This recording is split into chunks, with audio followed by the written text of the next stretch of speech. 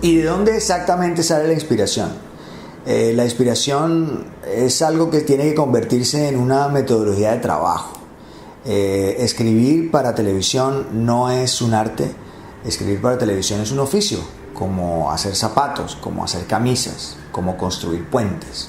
Eso de construir puentes me gustó, porque tal vez las historias son un puente entre lo que tiene, digamos, la historia en sí, el contenido y las emociones. Y eso de alguna manera es lo que nosotros hacemos, construir ese puente que va entre un contenido y la emoción del público.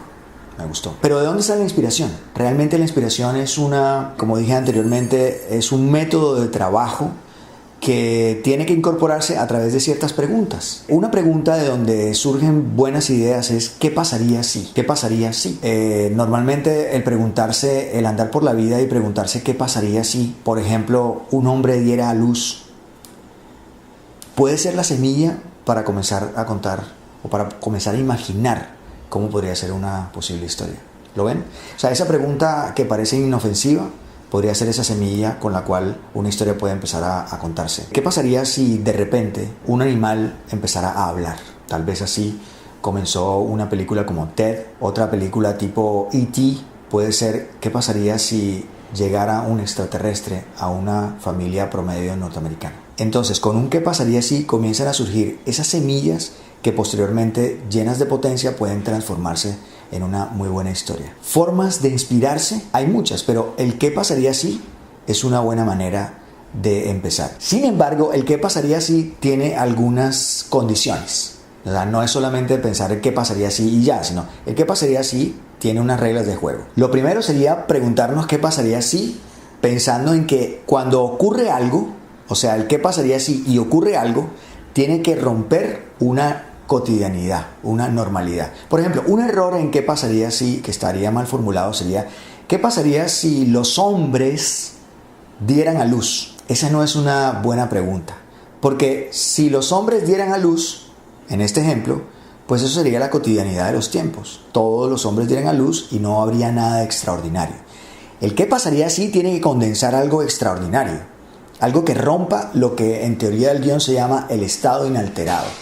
Algo que rompa el estado inalterado y que meta al público en un estado de conflicto, en algo nuevo, en algo que rompió una cotidianidad. No es lo mismo decir ¿qué pasaría si los hombres dieran a luz? A decir ¿qué pasaría si un hombre diera a luz? Ese hombre sería el único que va a dar a luz, ese es el que rompe la cotidianidad de la vida. Y ahí es donde está la historia. Ahora bien, ya hemos roto ese estado inalterado, ya hemos roto esa cotidianidad con esa pregunta.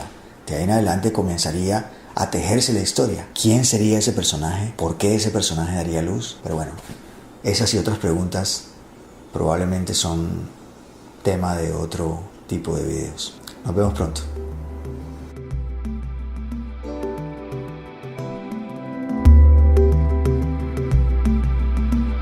Claro que es importante enganchar el público contando una buena historia y claro que es importante utilizar muchas armas para enganchar la atención del público, pero no necesariamente las personas que están empezando a escribir tienen que abusar de las subtramas. Las subtramas son estas líneas, son estas historias que viven los personajes secundarios y que sirven para darle una especie de relieve a la historia principal, porque la refuerzan, porque la llenan de potencia, porque la perturban, porque la inquietan, porque se vuelven quizás muchas veces en una piedra en el zapato frente a la historia principal que estamos contando. Pero ¿qué tan bueno es abusar de esta cantidad de historias secundarias llamadas subtramas? Pues generalmente, si usted está empezando, yo le diría que debe concentrarse más bien en resolver un solo problema. Es decir, mientras menos historias secundarias usted tenga, mientras más se concentre en resolver la historia principal, la historia que le pasa a su protagonista y la que él tiene que resolver, y mientras más claro tenga usted el objetivo de ese personaje protagónico, quizás puede contar una mejor historia. Porque generalmente las historias secundarias, cuando se abusan de ella, se convierten para un guionista que apenas comienza en algo que se le sale de las manos, en algo que se le va del control. Y muchas veces una muy buena idea, una muy buena historia principal se puede quedar diluida o como digo, se puede perder en el camino porque las historias secundarias terminan perturbando y enredando mucho la historia misma y la narración. Entonces hoy los invito a que seamos más simples, más sencillos, lo cual no quiere decir que eso esté mal. Muchas veces creemos que una una historia, cuando es sencilla o cuando es simple, cae en el aburrimiento. No necesariamente.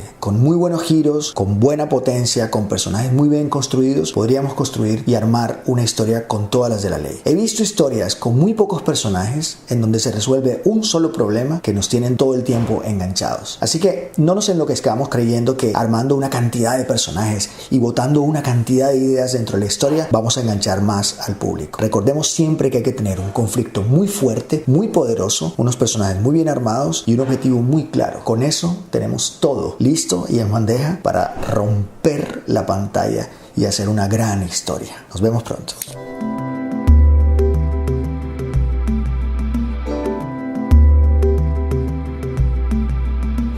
Hola.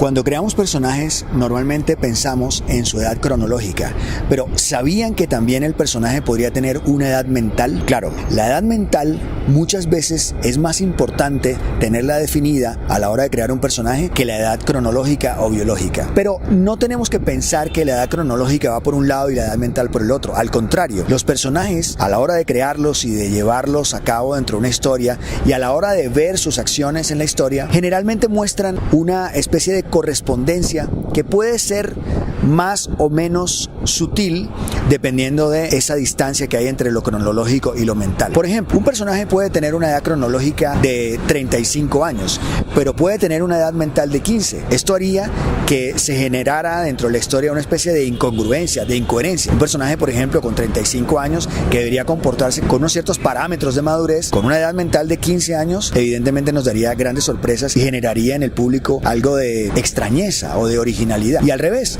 personajes que podrían tener 10 o 12 años, pero tienen una edad mental de 20 o 30. La correspondencia entre la edad cronológica y la edad mental es muy importante a la hora de crear un personaje. Así que cuando vayamos a diseñar un personaje, pensemos en estas dos edades, una edad cronológica y una edad mental. Ahora, por ejemplo, me acuerdo de una película, de una historia de Anne Rice llamada Entrevista con el vampiro, que es un libro y que luego pasaron a ser una película, de una niña que tenía más o menos unos 7, 8, 9 años, pero había vivido aproximadamente 400 o 500 años. Calculen la gran diferencia, el gran abismo que había entre la edad cronológica de esta vampira de 10 o 12 años, pero que tenía una edad mental de 500 años vividos. O sea, era una chica que no podía crecer más biológicamente, pero mentalmente había recorrido décadas, siglos. Esto hizo que fuera un personaje notoriamente interesante. Entonces ya sabemos que existe una edad que también es importante y una edad que hay que complementar con la edad cronológica a la hora de diseñar un personaje, la edad mental. Este es el penúltimo asalto. Los invito a que me sigan en mi canal de YouTube, en Facebook. Nos vemos pronto.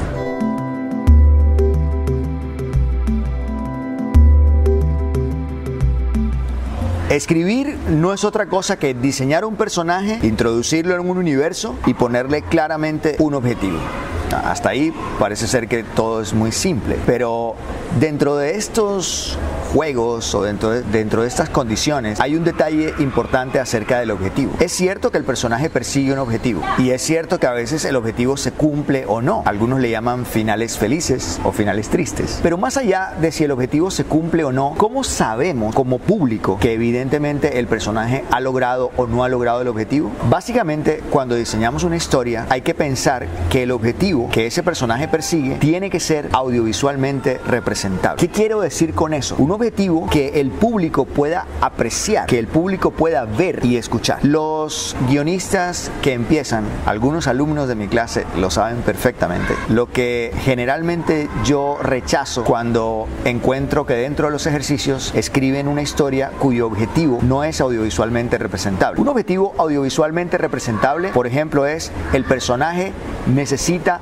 matar a su enemigo. Sabemos quién es el enemigo y podemos saber si el objetivo se cumple o no dependiendo de si el personaje lo mata o no lo mata. Matar es una acción que se puede ver y que se puede escuchar. Ese es un objetivo audiovisualmente representable y está bien dentro de la historia. Pero un objetivo incorrecto sería, por ejemplo, pensar que el personaje desea ser feliz. Si usted fuera director, juguemos a eso, o los directores que me están viendo, le entregara una escena en donde, o una historia en donde le pidiera al director que representara a un personaje que es feliz, un director profesional generalmente se va a remitir rápidamente a acciones. Pero la felicidad, como todos sabemos, es algo muy relativo. Para usted ser feliz, por ejemplo, es ganarse la lotería. Para otro, ser feliz es recibir el beso de la persona amada. Para otro, ser feliz puede ser dormir temprano un sábado por la noche. En general, el objetivo ser feliz tendría que precisarse a acciones mucho más específicas para que pueda verdaderamente tener el sentido